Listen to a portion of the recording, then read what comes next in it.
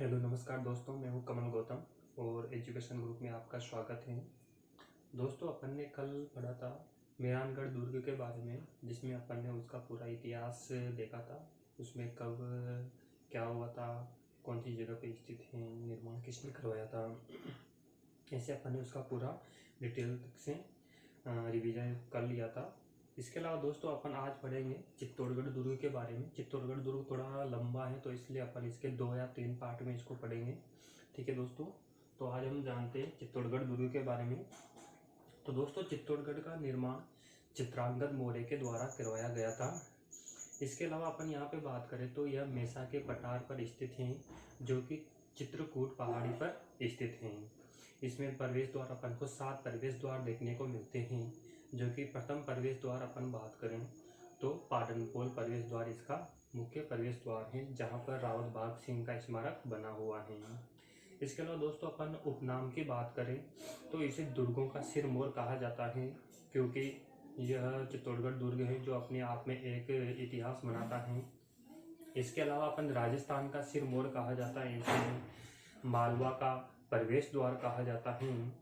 और यह दोस्तों त्याग व बलिदान का दुर्ग भी कहलाता है, क्योंकि चित्तौड़गढ़ दुर्ग में अनेक त्याग, यहाँ के वीरों ने अनेक त्याग किए थे, बलिदान किए थे दोस्तों, इसलिए इसे चित्तौड़गढ़ का त्याग व बलिदान का दुर्ग कहा जाता है। इसके अलावा यह राजस्थान का सबसे बड़ा लिविंग फोर्ट है, क्योंकि दोस्तों यहाँ पर चित्तौड़गढ़ की बहुत बड़ी जनसंख्या यहाँ पर रहती है, इसलिए यह चित्तौड़गढ़ में लिविंग सबसे बड़ा लिविंग फोर्ट कहलाता है। तो दोस्तों यहाँ पे अपन देखते हैं इसके बारे में। ये चित्तौड़गढ़ का सर्किल में दोस्तों चित्तौड़गढ़ का निर्माण की बात करें अपन तो निर्माण करवाया था चित्रांगद मौर्य के द्वारा। ठीक है दोस्तों, चित्रांगद मौर्य के द्वारा इसका निर्माण करवाया गया था। ठीक है, इसके अलावा अपन बात करें श्रेणी की बात करें दोस्तों तो चित्तौड़गढ़ दुर्ग धानवंत श्रेणी को छोड़कर सभी श्रेणियों के अंतर्गत यह आता है, क्योंकि यह एक जल के गंभीर और बेड़स नदियों के संगम पर बसा हुआ है, इसलिए इसे जल दुर्ग भी कहा जाता है। इसके अलावा इसे पारिक दुर्ग भी कहा जाता है, क्योंकि इसके चारों ओर परकोटा बना हुआ है, और परित दुर्ग भी कहा जाता है। परकोटा बना हुआ है, पारिक दुर्ग जो कि इसके चारों ओर खाई हैं।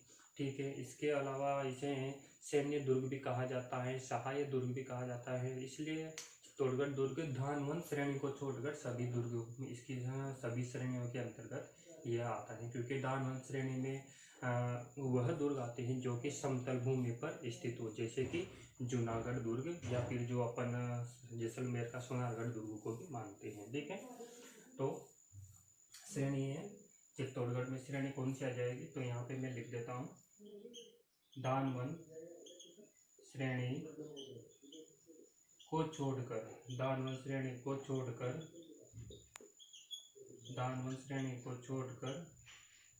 सभी श्रेणी के अंतर्गत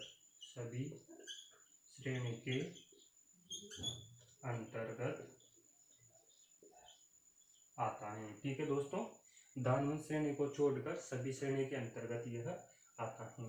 इसके अलावा मैं अगर आपसे बात करूं तो यह कहाँ पे स्थित है, तो यहाँ पे मैं लिख देता हूँ मेसा के पठार पर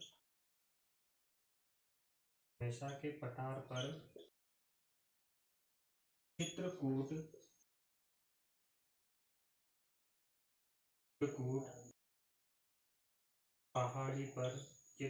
पहाड़ी पर स्थित है। ठीक है, मेसा के पठार पर स्थित चित्रकूट पहाड़ी पर यह स्थित है। इसके अलावा मैं बात करूँ यहाँ पे तो यह कौन सी नदियों के संगम पर है, तो यह आ जाएगा गंभीरी व बेड़स नदियों के संगम पर स्थित है। ठीक है दोस्तों,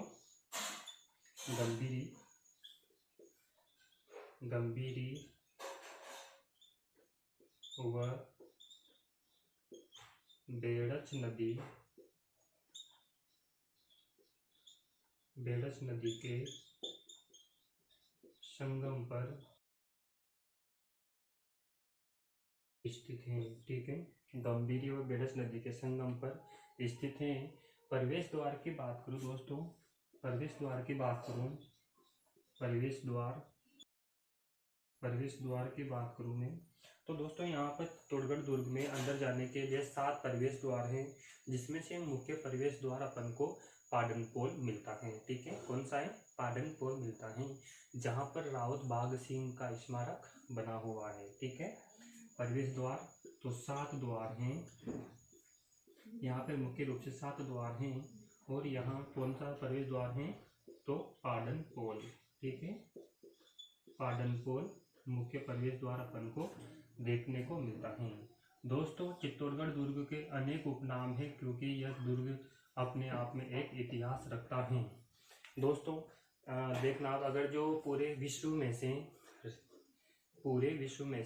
भारत के इतिहास को हटा दिया जाए, तो पूरे विश्व में से भारत के इतिहास को अपन अगर जो हटा दें, तो विश्व का कोई इतिहास बचता ही नहीं है, क्योंकि पूरा भारत अपने आप में एक इतिहास है। ठीक है, इसके अलावा अगर भारत में से राजस्थान के इतिहास को अपन हटा दें, तो राजस्थान भारत का भी कोई इतिहास नहीं है, क्योंकि राजस्थान का अपने आप में एक इतिहास है। इसके अलावा अपन राजस्थान में से अगर जो चित्तौड़गढ़ को, यानी कि मेवाड़ के दुर्ग को, मेवाड़ के इतिहास को अपन हटा दें, तो राजस्थान का भी कोई इतिहास नहीं है। इसलिए चित्तौड़गढ़ है जो कि वह अपने आप में एक इतिहास है। ठीक है, तो यहाँ पे उपनाम मिल जाएंगे अपन को: दुर्गों का सिरमौर, दुर्गों का सिरमौर, दुर्गों का सिरमौर। इसके अलावा दूसरा अपन बात करें तो दोस्तों इसे राजस्थान का सिरमौर भी कहा जाता है, राजस्थान का सिरमौर कहा जाता है। तीसरा अपन बात करें तो मालवा का प्रवेश द्वार भी इसे कहा जाता है, मालवा का प्रवेश द्वार, या फिर मालवा का प्रवेश द्वार।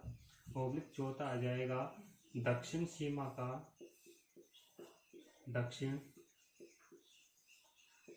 का प्रहरी भी कहा जाता है।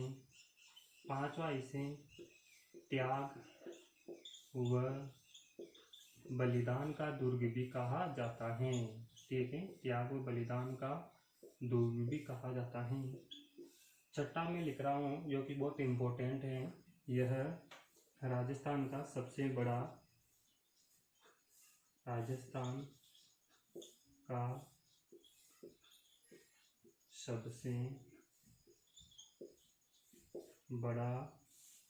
Living fort. ठीक है, राजस्थान का सबसे बड़ा लिविंग फोर्ट भी कहा जाता है। ठीक है दोस्तों, राजस्थान का सबसे बड़ा लिविंग फोर्ट भी कहा जाता है, इसे राजस्थान का गौरव भी कहा जाता है। तो दोस्तों यह था चित्तौड़गढ़ का प्रमुख परिचय। निर्माण चित्रांगद मौर्य के द्वारा। धानवा श्रेणी को छोड़कर सभी श्रेणी इसके अंतर्गत आती हैं। मेसा के पठार पर, चित्रकूट पहाड़ी पर स्थित है। गंभीर व बेडस नदियों के संगम पर स्थित है। प्रवेश द्वार पाडन पोल आता है। उपनाम में बात करें तो दुर्गों का सिरमौर, राजस्थान का सिरमौर, दुर्ग राजस्थान का गौरव। इसके अलावा त्याग व बलिदान का दुर्ग कहा जाता है।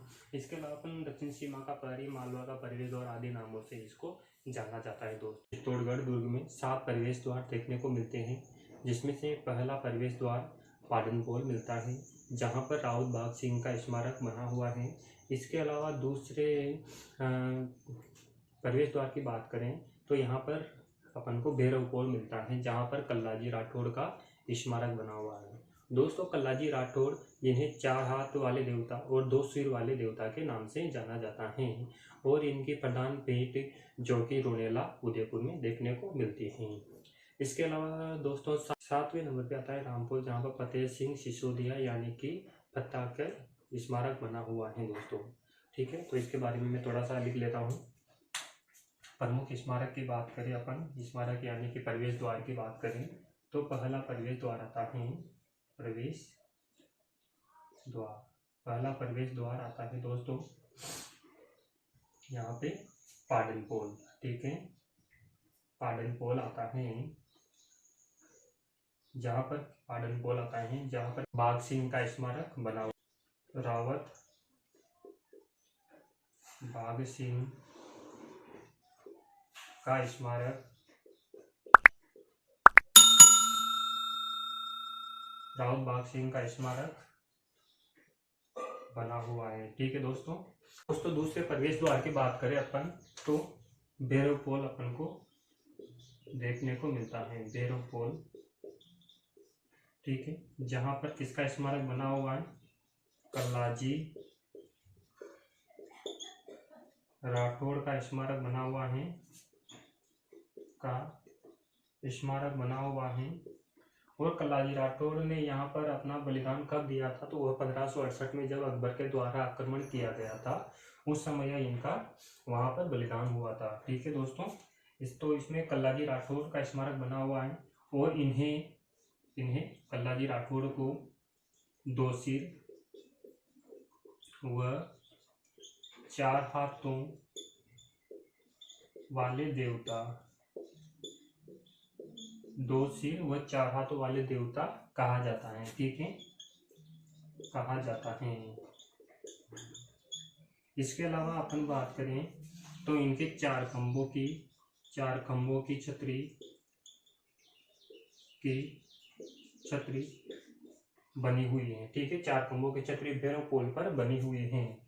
इसके अलावा अपन और बात करें यहाँ पर तो प्रधान पीठ कहाँ पे है? रूणेला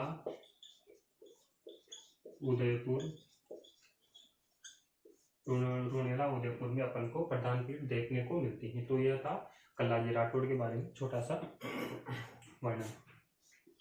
इसके अलावा 7वें नंबर पे कौन सा आ जाएगा?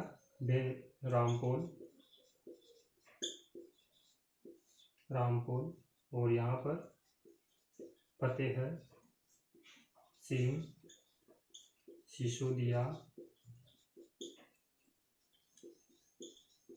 सिसोदिया, यानी कि इन्हें क्या कहा जाता है? पत्ता कहा जाता है। ठीक है, तो 7वें नंबर पे रामपोल यानी कि फतेह सिंह सिसोदिया का स्मारक बना हुआ है। फतेह सिंह वही है जब 1568 में अकबर के द्वारा आक्रमण किया गया था, यानी कि तीसरा जो कि साका हुआ था, उस समय इन्होंने केसरिया किया था फतेह सिंह सिसोदिया ने। जबकि अपन जोहर की बात करें तो फूल कंवर जो कि इनकी पत्नी थी, उन्होंने जोहर किया था।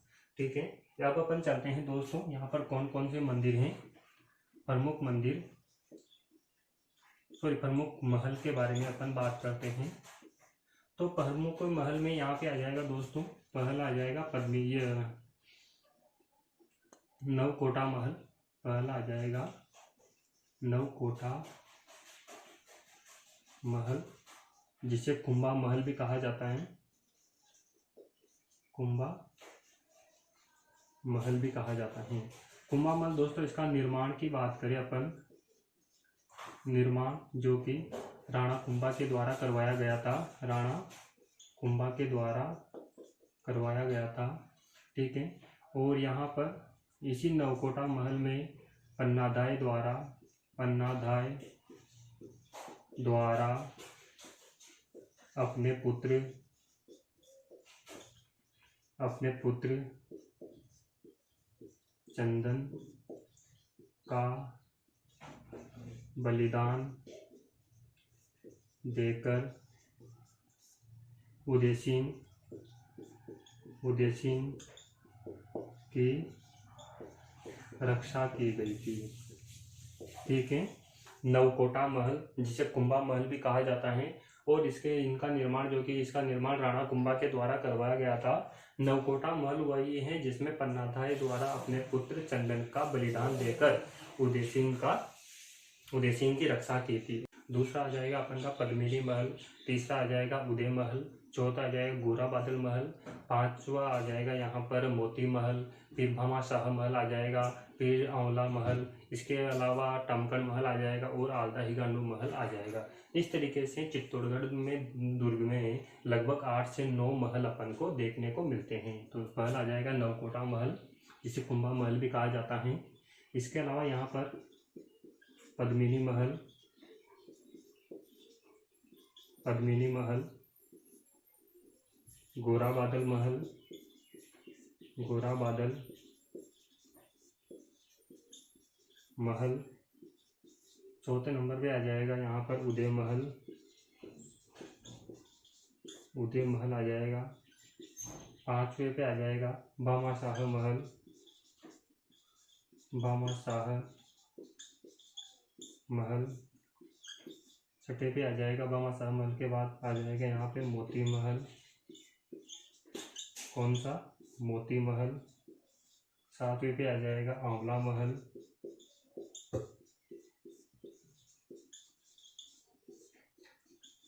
आठवें पे आ जाएगा टमकड़ महल।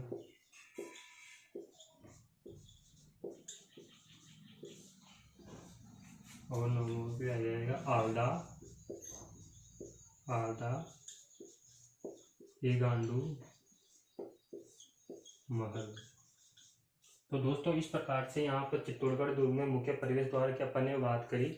इसके अलावा प्रमुख महलों की अपन ने बात की। तो यहाँ पे प्रवेश द्वार अपन वापस रिपीट करते हैं। पहला महल है पाडनपोल, जहाँ पर राउत बाघ सिंह का स्मारक बना हुआ है। दूसरा भैरव पोल है, जहाँ पर कल्लाजी राठौड़ का स्मारक बना हुआ है। और 7वें नंबर पे रामपोल, जहाँ पर फतेह सिंह सिसोदिया का स्मारक बना हुआ है। प्रमुख महल में भी अपन बात करें तो यहाँ पे नवकोटा महल, जिसे कुंभा महल भी कहा जाता है। इसके अलावा यहाँ पे पद्मिनी महल, गोरा बादल महल, उदय महल, भामाशाह महल, मोती महल, आंवला महल, टमकड़ महल और आलदा हिगांडू महल अपन को देखने को मिलता है। दोस्तों अपन ने इसके पहले मेहरानगढ़ दुर्ग के बारे में, जूनागढ़ दुर्ग के बारे में, आदि दुर्गों के बारे में अपन ने बात की थी। मैं उनका लिंक डिस्क्रिप्शन में डाल दूंगा और तो आप वहां से उसके बारे में भी देख सकते हैं।